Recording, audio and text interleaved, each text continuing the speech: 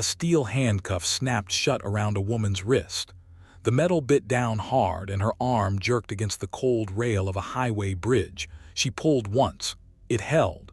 She pulled again and the cuff cut into her skin. Two men in uniform stood back and laughed. One of them raised a phone and took a picture. The other spit on the ground near her boots and told her to smile. She didn't smile. She stared at the dirt and said nothing, because saying something would only make it worse. Her name was Delia Marsh, and she waited tables at a diner off Route 66. What those two deputies didn't know was who she went home to at night. What they didn't know was whose dog was watching from the tree line. So what happens when two bored cops cuff the wrong woman? Stay with me on this one.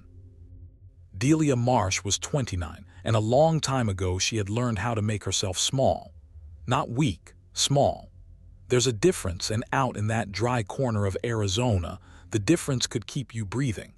She worked the early shift at the Copper Spoon, a diner just off the highway where the trucks pulled in and the coffee never got better and nobody ever complained, because complaining took energy nobody out there had to spare.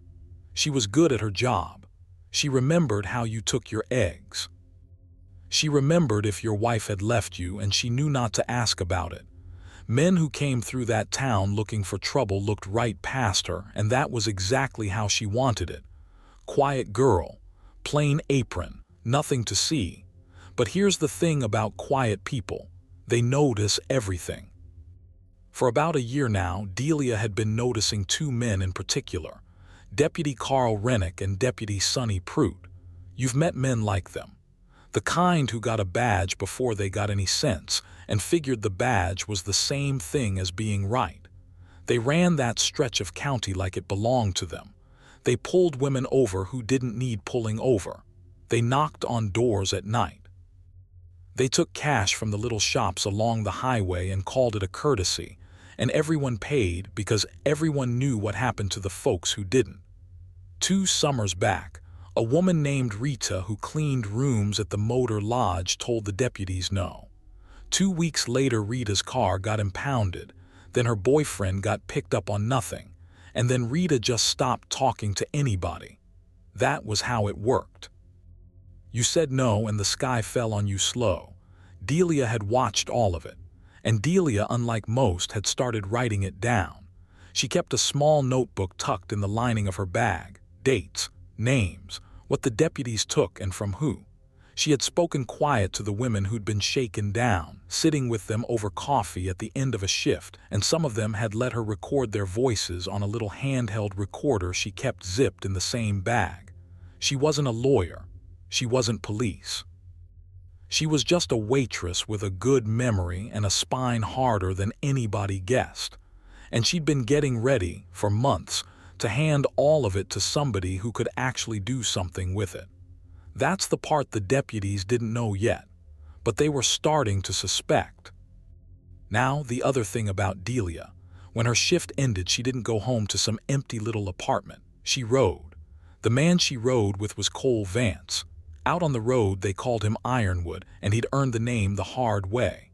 Cole was the road captain of the Iron Saints, and if you lived within 300 miles of Kingman, you'd heard of the Iron Saints whether you wanted to or not. They weren't the kind of club that made noise for the fun of it.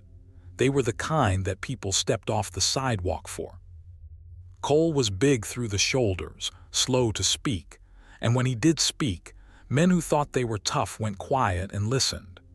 He loved Delia in the plain, total way that big, quiet men sometimes love.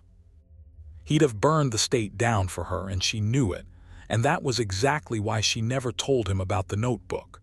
Because Cole didn't settle things with notebooks. Cole settled things with his hands, and Delia had a longer plan than that. And then there was Diesel. Diesel was a shepherd mix, 70 pounds of muscle and 1 torn ear, and he was Delia's shadow. Cole had brought the dog home as a pup 3 winters ago, and somewhere along the way the dog decided Delia was his whole reason for living. He walked her to work. He waited in the shade of the mesquite trees by the diner lot. He walked her home. He slept across her feet. Where Delia went, Diesel went, and God helped the man who raised a hand near her when that dog was watching. So that was the shape of Delia Marsh's life.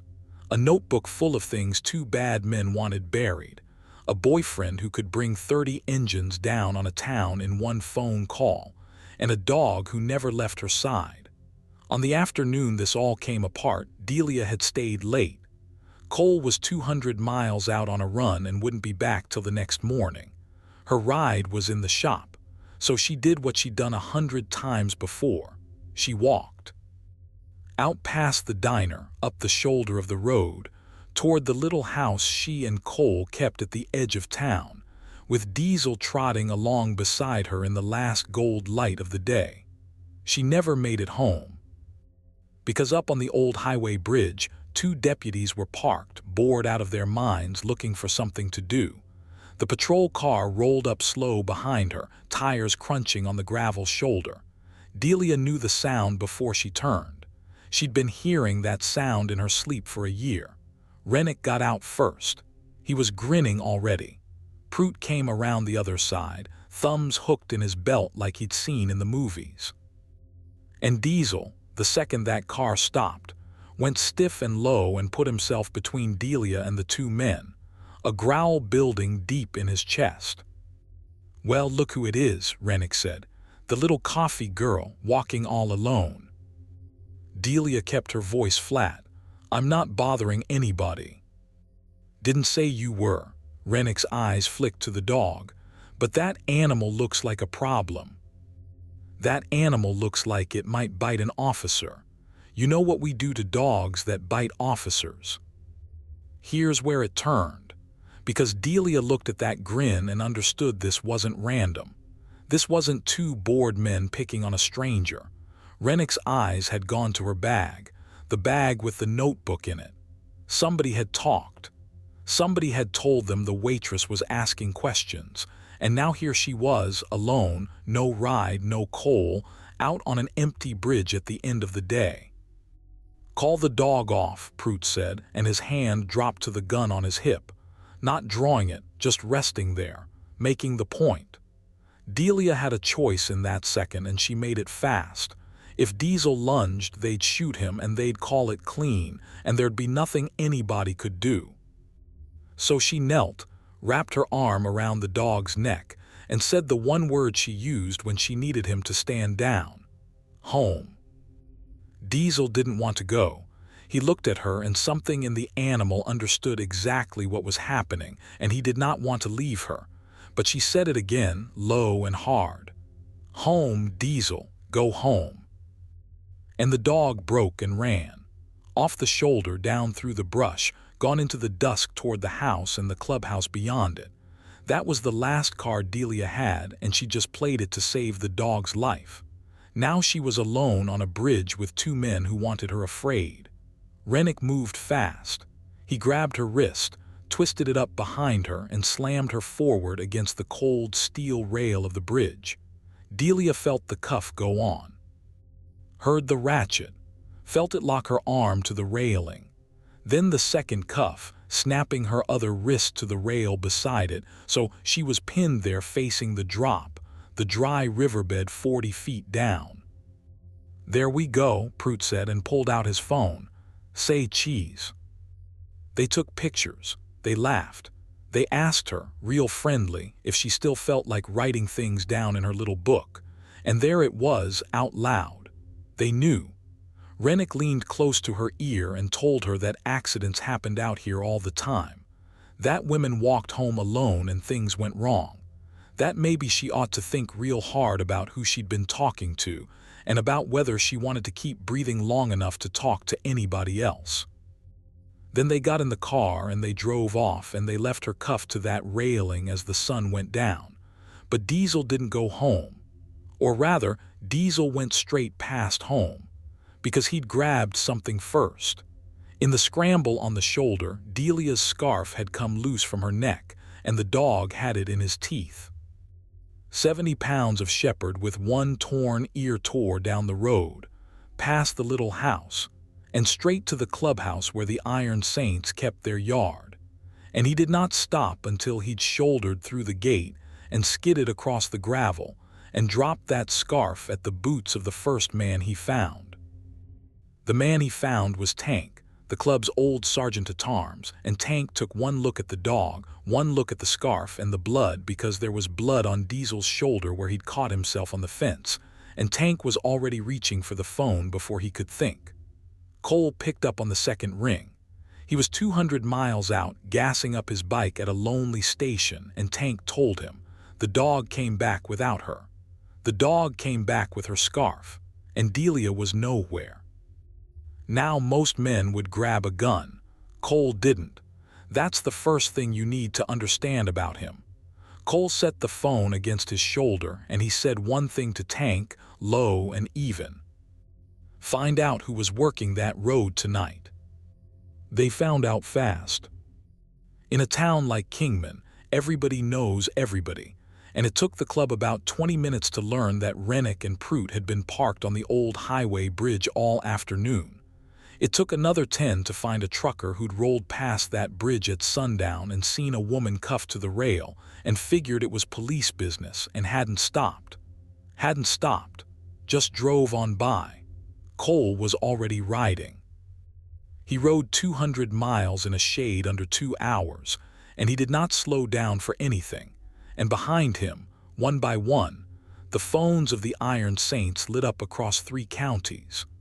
By full dark, engines were turning over in barns and driveways and gravel lots all over that part of Arizona, and they were all pointing the same direction. But here's where it went quiet for a minute. Because the trucker, God bless him, had turned around. Something had nagged at that old man about a mile down the road, some voice in the back of his head that said that woman didn't look like she wanted her picture taken.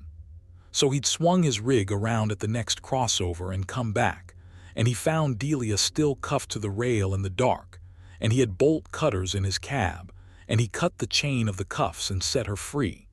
He drove her home himself. He wanted to take her to a hospital, but she said no, and she said it in a voice so calm it scared him a little, and he let it be. He dropped her at her door. Diesel came off the porch like a shot and pressed himself against her legs and would not stop shaking, and Delia knelt in the dark and held that dog and told him he was a good boy. He was such a good boy, and he'd done everything right. And then Cole's headlight came up the road. He came off that bike before it had fully stopped. He crossed the yard in about 4 steps and he took her in his arms so carefully, like she might come apart, and he held her, and for a long moment neither one of them said a single word. When he finally pulled back and looked at her wrists, at the raw red rings the cuffs had left, something moved across his face that would have made most men run. But Delia put her hand flat on his chest. "I'm okay," she said. "I'm home, I'm okay, it's done." And Cole nodded slow, and the engines out on the road went quiet as the word went around that she was found, and she was safe, and the men peeled off back to their homes. Cole took her inside. He ran a cloth under warm water and cleaned her wrists at the kitchen table. He made her tea she didn't drink. The dog lay across both their feet. And for 1 hour in that little kitchen, the whole thing seemed to be over. It wasn't over. At 2 in the morning, headlights came up the road slow and stopped outside the house with the engine running. Cole was at the window before Delia was even off the couch. A patrol car sat out front in the dark, lights off, just idling. It sat there a full minute. Then it flicked its spotlight on, swept it once across the front of the house, across the window where Cole stood, nice and slow so they'd know it had been seen, and then it rolled away. Delia came up behind Cole and she saw the taillights going and her stomach dropped, because this changed everything. You see, if the deputies had wanted to just scare a waitress, they were done. They'd cuffed her, taken their pictures, made their threats, and left. That was a cruel afternoon, but it was finished. Bored men being cruel. This was different. This was them coming to the house at 2 in the morning to let her know they knew where she slept. And Delia understood, standing there in the dark, that Rennick and Prout weren't scared of the Iron Saints at all. which meant they weren't acting alone, which meant somebody bigger than two deputies had decided the waitress with the notebook was a loose end. "Cole," she said quietly, "I have to tell you something, and you're going to be angry that I didn't tell you a long time ago." She got the bag. She got the notebook and the recorder, and she laid it all on the kitchen table, and by the light of the one lamp she told him everything. The year of quiet questions, the women, Rita, the cash the deputies took from every shop on the highway, the names in the book, and the name at the top of it all, the one she'd been most careful about, the one the whole racket rolled up to. Sheriff Boyd Dunmore, not two bad deputies, the sheriff himself. Rennick and Prout were just his hands. The whole department was rotten from the badge on down, and Delia Marsh, the quiet coffee girl, had spent a year building the one thing that could bring the entire house down, and somebody had finally told Dunmore about it. That was why the cuffs. That was why the threat on the bridge. That was why the car outside at 2 in the morning. They weren't humiliating a waitress for sport anymore. They were measuring a woman they'd already decided to make disappear. Cole listened to all of it without moving. When she finished, he was quiet for a while. Then he stood up, and he said the thing she was afraid he'd say. "Then we go tonight, all of us. We take the station apart and we take those two, and this ends before sunup. And that's the moment I want you to sit with, because he meant it. 30 men, 30 engines, and every one of them would have followed Cole Vance through the doors of that sheriff's station and burned Boyd Dunmore's little kingdom to the ground for what they'd done to her. If you're still with me, and I hope you are, do me a favor and hit that subscribe button, because what Delia did next is the whole reason I wanted to tell you this story." She said no. She stood up from that table and she put her hand over Cole's fist and she said, "If 30 bikers ride on a police station tonight, do you know what happens? You go to prison, all of you. Dunmore walks. The pictures they took of me become the pictures of an assault on officers. And every woman in that notebook, everyone who trusted me, gets buried right along with us. That's not justice, Cole." That's exactly what he's counting on. He wants you angry. Angry is easy to arrest. Cole stared at her. And I'll tell you, in 20 years no one had ever told Ironwood Vance to stand down and had it stick. But he was looking at a woman who had walked home alone, been chained to a bridge, been threatened at her own door, and come out the other side of it calmer than he was. And something in him understood he'd been underestimating her the whole time too. He'd thought he was the one protecting her. Turned out she'd been playing a game 3 moves ahead of everybody, him included. "Then what?" he said finally. "What do you want to do?" Delia picked up her phone. "I made a call 3 months ago," she said, "to the state attorney general's office. There's an investigator there named Lena Cruz.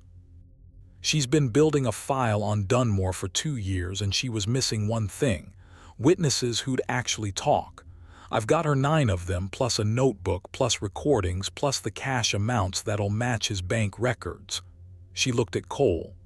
"She's been waiting for me to say when. Tonight they came to my house. Tonight is when."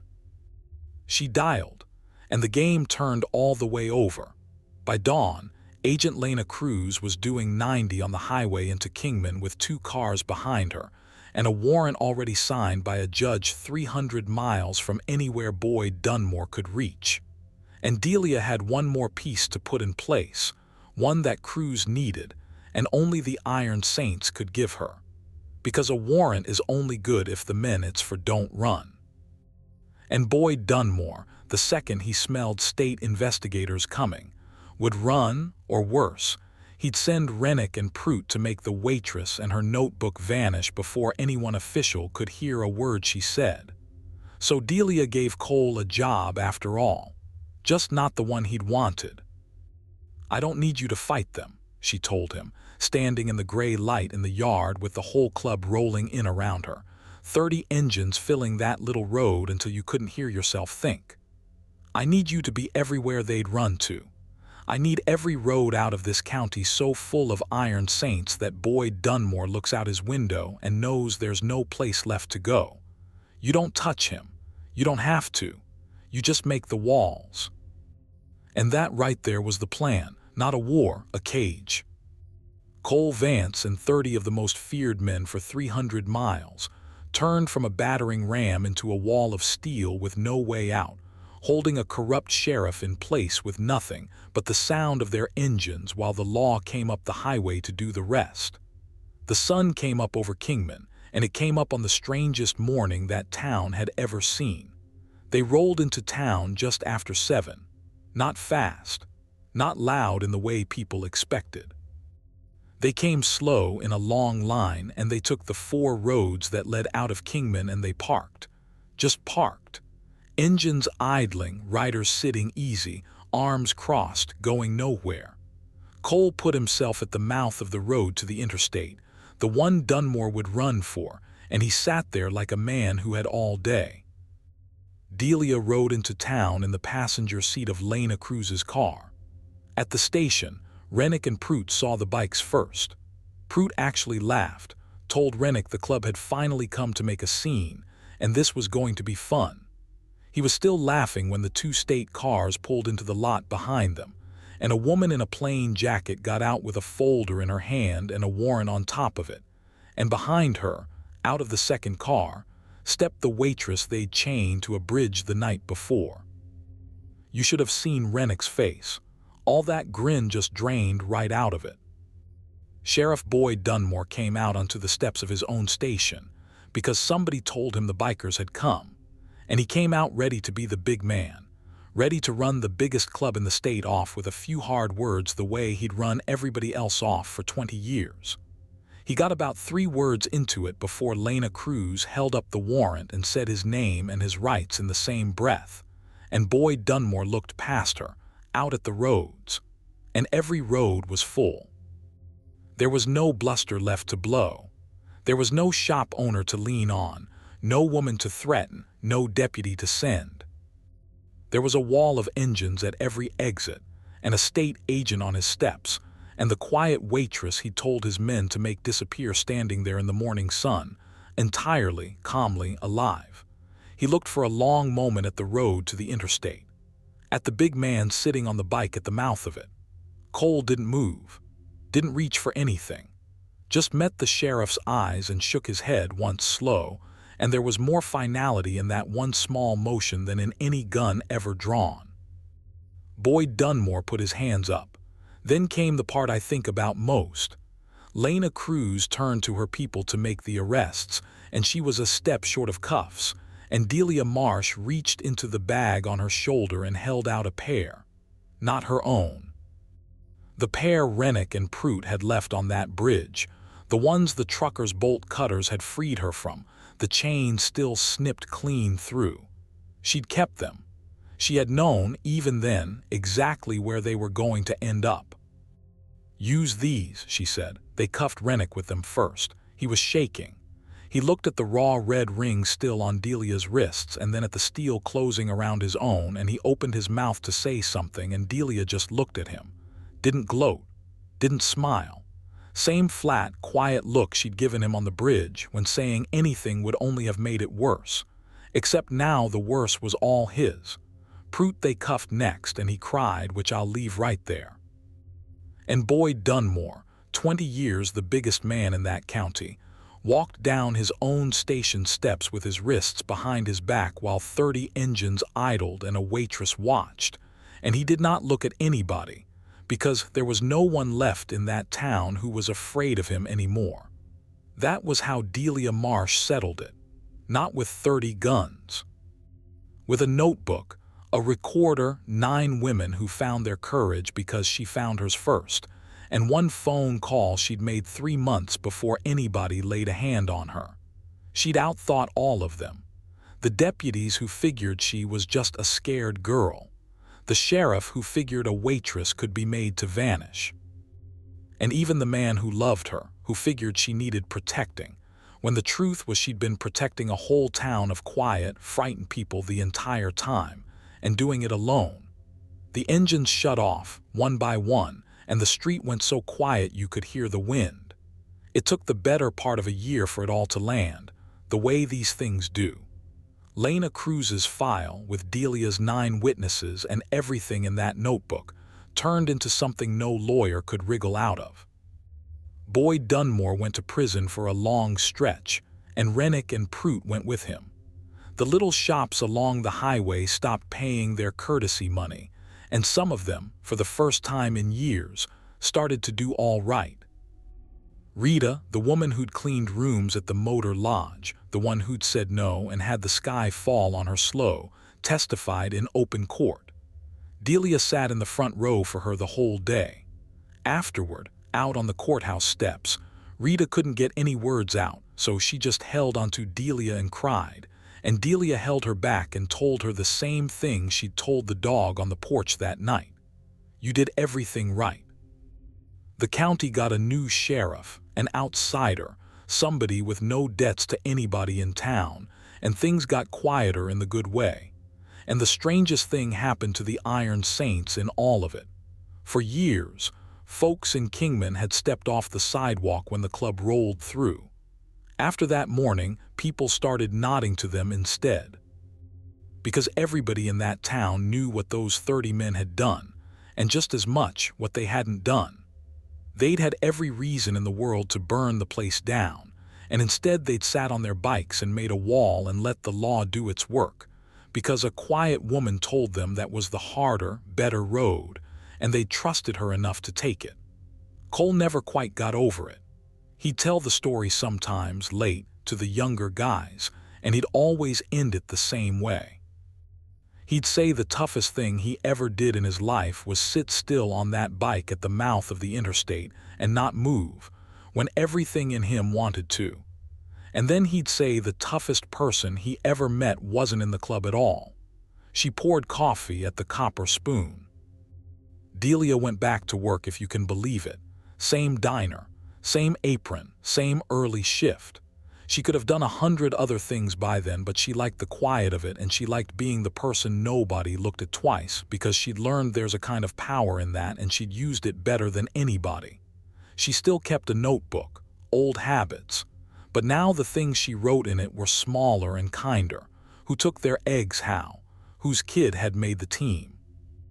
She married Cole out in the desert with the whole club there and Diesel sitting up front like he owned the place. The dog lived 4 more good years, gray in the muzzle by the end, and never once, not to his last day, let her walk anywhere alone. And here's the thing I keep coming back to, the thing that started this whole story. It started with a handcuff snapping shut around a woman's wrist while 2 men laughed and took her picture. They thought that was the end of her. They thought a quiet girl chained to a rail was a joke they'd tell for years. It ended with a handcuff too, the very same pair. Except this time it was closing around their own wrists, and this time nobody was laughing, and the quiet woman they'd underestimated was standing right there in the morning sun, calm as anything, watching the sky finally fall on the men who'd spent so long making it fall on everybody else. They never asked who she belonged to. That was their mistake. But the bigger one, the one that ruined them all, was never once stopping to ask who she was.